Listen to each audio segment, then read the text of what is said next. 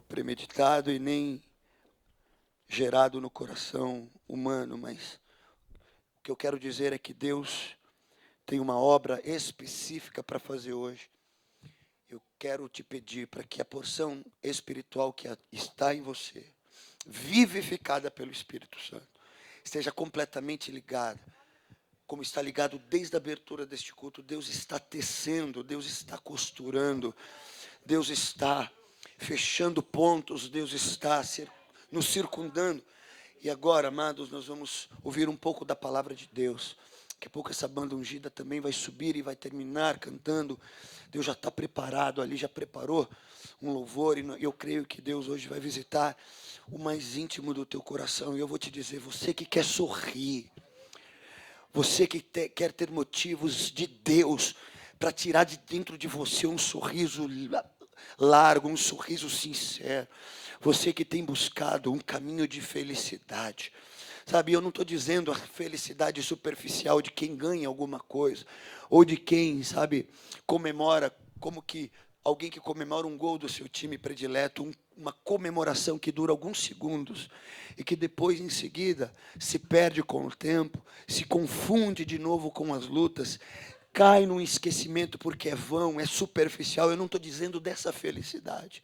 Que muitos de nós, quem sabe todos nós aqui nesta noite, estejamos todos os dias buscando, porque na realidade este é o ciclo da vida, a busca incessante de respostas, a busca incessante, sabe, de lugares altos, de autoafirmação onde a gente vive, maridos tentando se autoafirmar dentro de suas próprias casas, esposa buscando pontos de afirmação dentro de si, quem sabe buscando um pouco mais, sabe, de autoestima, sabe, buscando um pouco mais de valor próprio, sabe, e buscando diante de seus maridos, seus filhos, diante da sociedade, tentando encontrar nos olhos dele, sabe, olhos de aprovação por aquilo que ela é, por aquilo que ela faz, por aquilo que ela representa dentro da sua casa.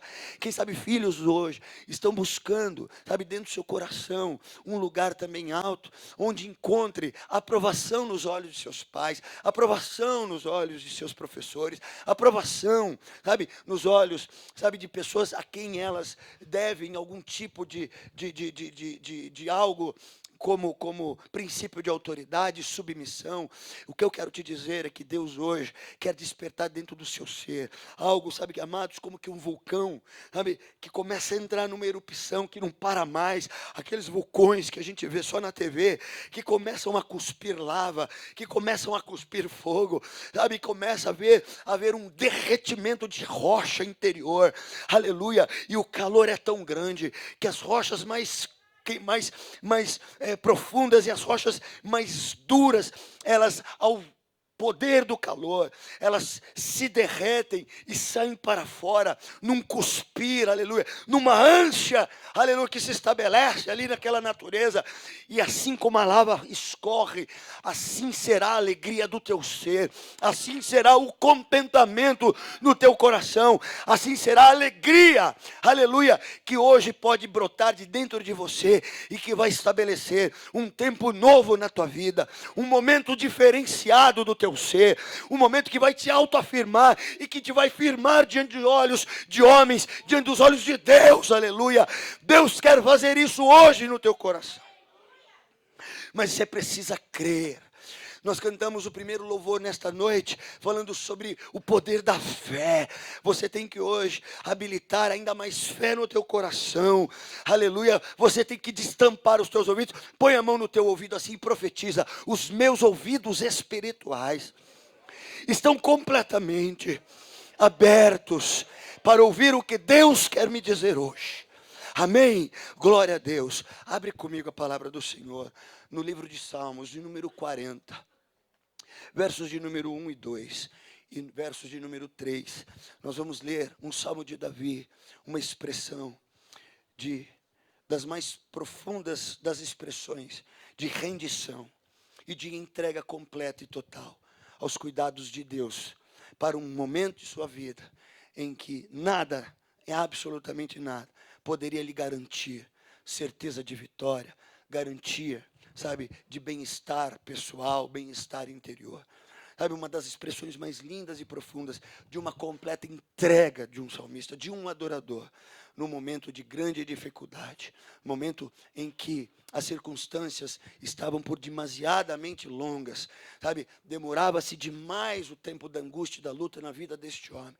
E nós vamos entender porquê e vamos ver o que Deus realizou através de uma total e completa rendição. A palavra do Senhor diz, mesmo assentados, esperei pacientemente pelo Senhor. Em outra tradução diz, esperei confiantemente pelo Senhor. E aí a Bíblia diz, e ele se inclinou para mim e me ouviu quando clamei por socorro. Tirou-me de um poço de perdição, de um tremedal de lama, e colocou-me os pés sobre uma rocha e me firmou os passos. E depois, e me pôs nos lábios um cântico novo, um hino de louvor ao nosso Deus. Muitos verão essas coisas, temerão e confiarão no Senhor. Amém? 3 versículos que mostram uma construção, um trabalho de engenharia emocional de Deus, de construção, de edificação, de algo de Deus que despertou de dentro para fora um sentimento, sabe, amados, no salmista, de confiança. Não somente de confiança em Deus, mas também de uma autoconfiança que é necessária para que a gente viva todas essas experiências que eu acabei de dizer aqui, baseadas em contentamento, baseadas em alegria, baseadas em um sentimento de firmeza neste mundo. Você está posicionado neste mundo, você está posicionado em mercado de trabalho, você está posicionado num mundo altamente competitivo, você está posicionado com responsabilidades dentro da tua família, você está posicionado dentro de uma igreja com ministérios extremamente importantes de responsabilidade alta, você está posicionado diante de pessoas, você está posicionado diante de líderes, você está posicionado no mundo como um líder, no mundo secular, no mundo familiar, no mundo, quem sabe, dentro do organismo chamado igreja. Então, amado, você precisa de uma autoconfiança, e Deus quer despertar isso em você. Jovem, você precisa de autoconfiança, você precisa olhar para essa carinha nova, que está brotando, que está nascendo, que está despertando para o mundo, e você precisa olhar para este mundo, sabe, não com uma carinha só de jovem, sabe, que está recém aprendendo as coisas da vida, mas você tem que olhar com um olhar que Deus te dará, uma face que Deus te dará, uma face de leão, uma face de urso, uma face de um animal, aleluia, no bom sentido, né, mas um animal vigoroso, sabe, quem sabe uma face de jumento, uma face que é um animal altamente usado na Bíblia, sabe, com símbolo de força, com símbolo, sabe, amados, quase que de uma obstinação, mas, sabe, uma obstinação boa, aleluia, uma face de águia, uma face, sabe, de alguém que tem fome, fome de vitória, fome de crescimento, fome, queridos, das coisas justas e aprovadas por Deus, aleluia, e Deus quer manifestar isso nas nossas vidas hoje, e a palavra de Deus fala, esperei com paciência no Senhor, sabe, queridos, a palavra do Senhor, aqui ao mostrar um posicionamento espiritual deste homem chamado Davi, um adorador, o rei Davi, o grande rei Davi, entre os reis de Israel, o maior deles, quem sabe, conquistador, cheio do Espírito Santo, escreveu a maioria dos salmos que a gente lê na Bíblia, sabe, que foi altamente perseguido por forças contrárias que perseguiam a ele e a unção que estava sobre a vida dele.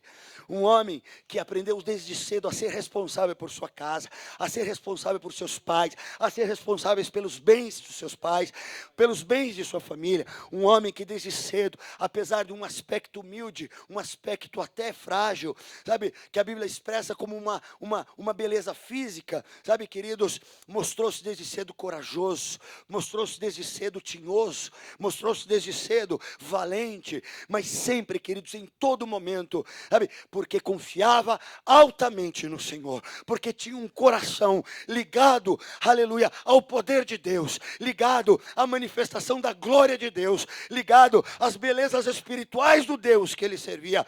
Era um menino, foi um jovem e foi um rei e morreu numa alta velhice, aleluia, sempre confiando no Senhor.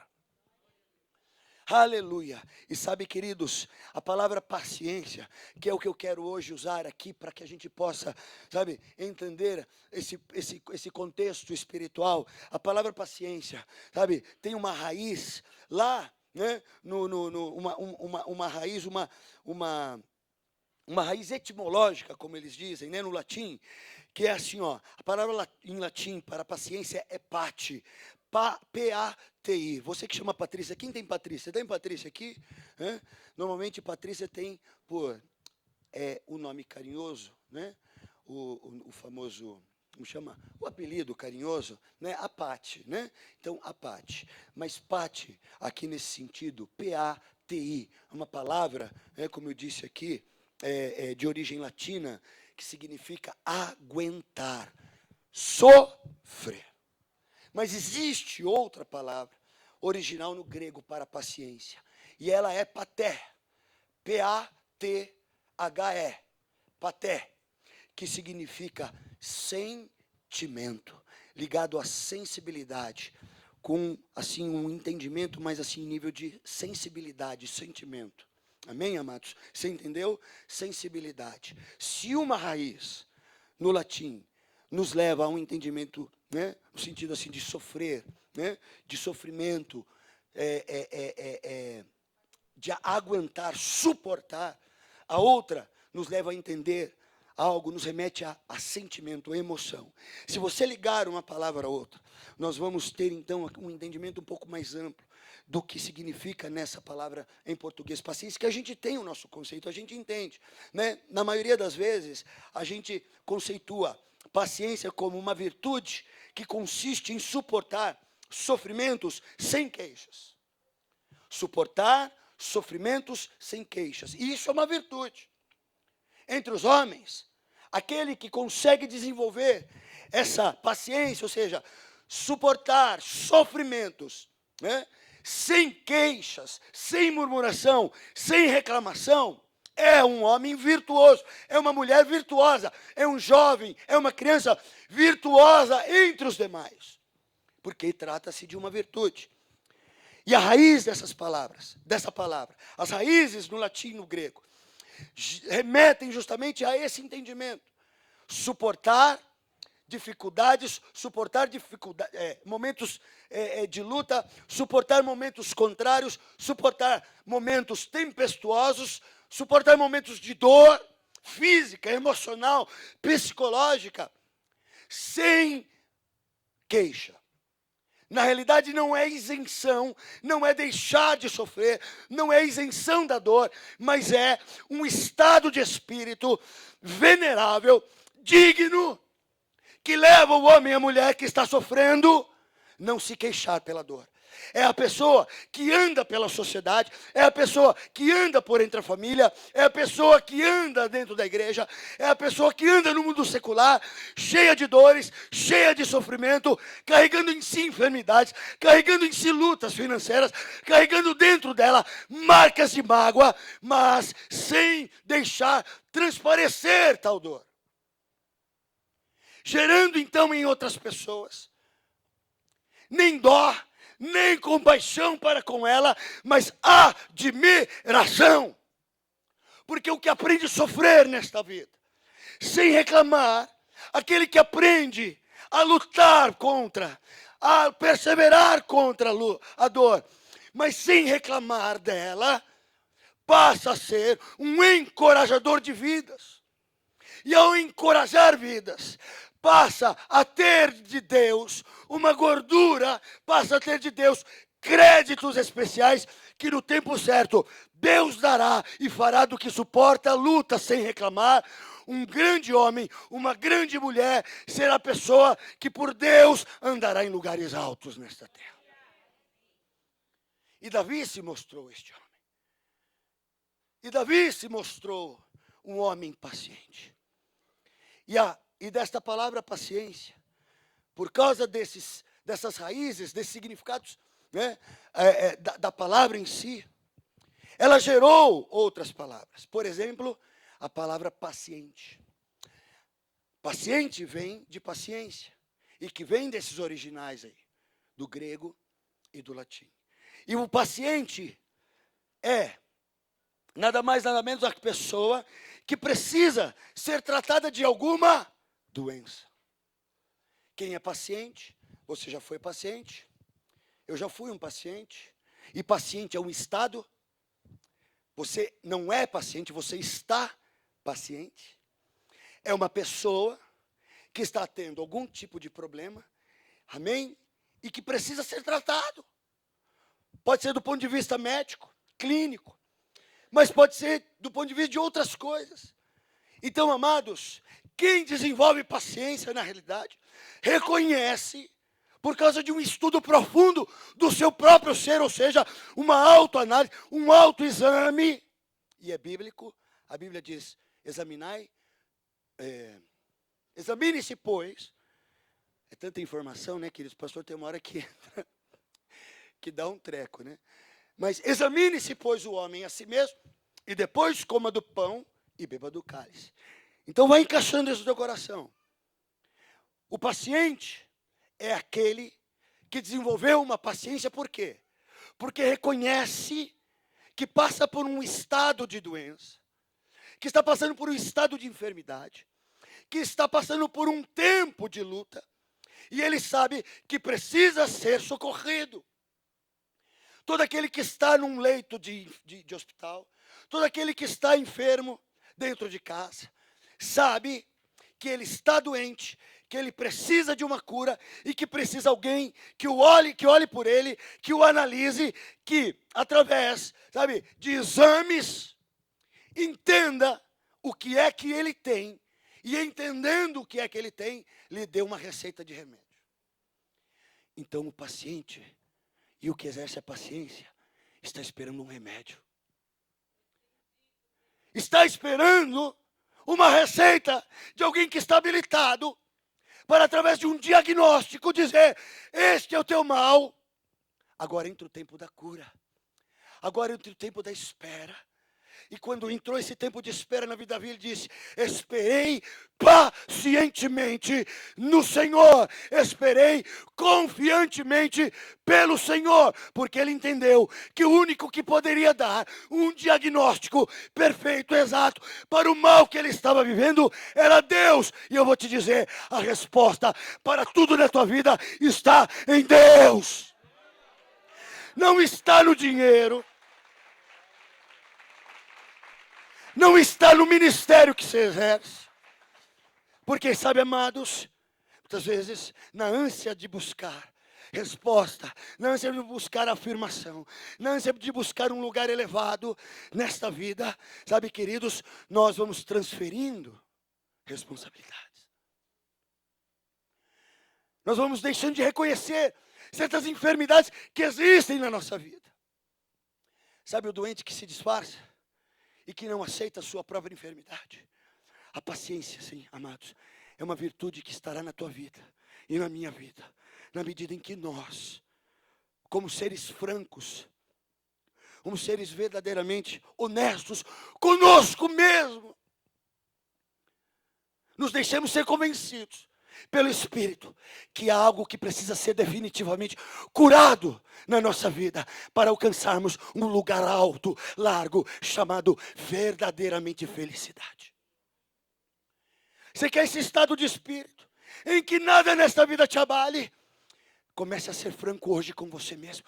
Deus vai fazer você olhar para dentro de você hoje e você vai encontrar, e eu também, vamos encontrar coisas que precisam ser entregues ao especialista chamado Deus.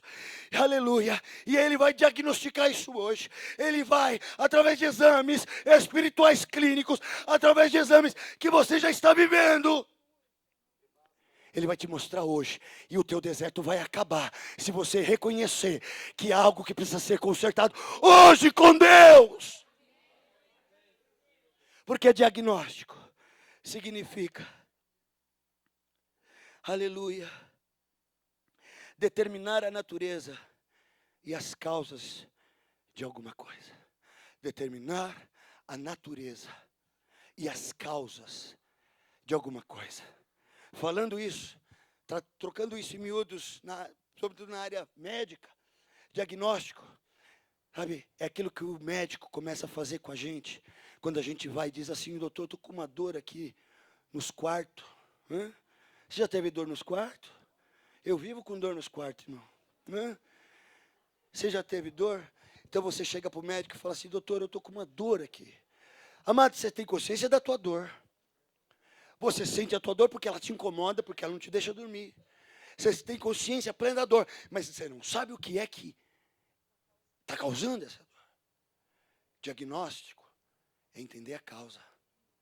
E a natureza daquilo. Pode ser uma infecção, mas pode ser de natureza, sei lá, outra natureza que não seja a de infecção. Pode ter sido uma torção, um mau jeito. Deus vai diagnosticar hoje qualquer coisa na minha e na tua vida, dentro da tua família, no teu ministério, na tua vida espiritual, na intimidade do teu ser. Deus hoje quer levar você a um exame profundo. E hoje você vai compreender a natureza da tua luta.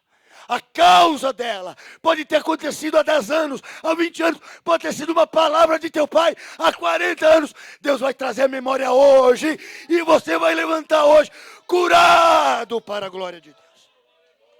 E é o caminho da tua felicidade. E sabe, queridos, a paciência é uma das formas mais tremendas de dignidade que o homem pode ter. Você tem que ser digno. Eu tenho que ser digno. E uma das coisas que nos leva a ser dignos entre os homens é ser paciente. É suportar a luta. É entender que na luta, no deserto, que nas dificuldades, Deus está tratando a minha enfermidade. É começar a despertar, finalmente, que aquelas dores, aqueles mal-estares, aquelas insônias, aquelas nítidas sensações de sofrimento, na realidade, amados, estão apontando para a cura e não para a morte, porque Deus não nos leva e nunca nos levará por lugares de morte. Deus nos levará para lugares de vida. Isso que você vive hoje. O teu choro, a tua lágrima, o aparente desgaste do teu casamento, a derrocata financeira, até talvez uma condição aí de miserável. Eu vou te dizer uma coisa, Deus está te levando para a vitória. É muito louco de entender, mas é isso que Deus está fazendo. O que você está vivendo na realidade é o diagnóstico de Deus. Deus está te fazendo entender qual é, sabe, a área da tua saúde espiritual que está com germe, que está infeccionada, que está infectada, ou que sofreu alguma torção. Você tem que ser franco hoje com você mesmo, porque daqui a pouco a gente vai cantar e Deus vai te fazer imergir dentro de você mesmo. A gente mergulha no coração dos outros, não é verdade? Eu vou mergulhar no coração da minha mulher. Tchá! Eu vou mergulhar no coração do meu filho. Tchá! Eu vou mergulhar no coração do meu amigo. Não é assim? Quando você se disse apaixonado pela tua mulher, você mergulhou no coração dela. Quando você disse para o teu filho que ele vai fazer tudo errado, você mergulhou no coração dele. Fazendo bem ou fazendo mal, usando a tua boca para dar vida ou para dar morte, a gente mergulha no coração do outro. O que Deus quer hoje é fazer você mergulhar em você mesmo.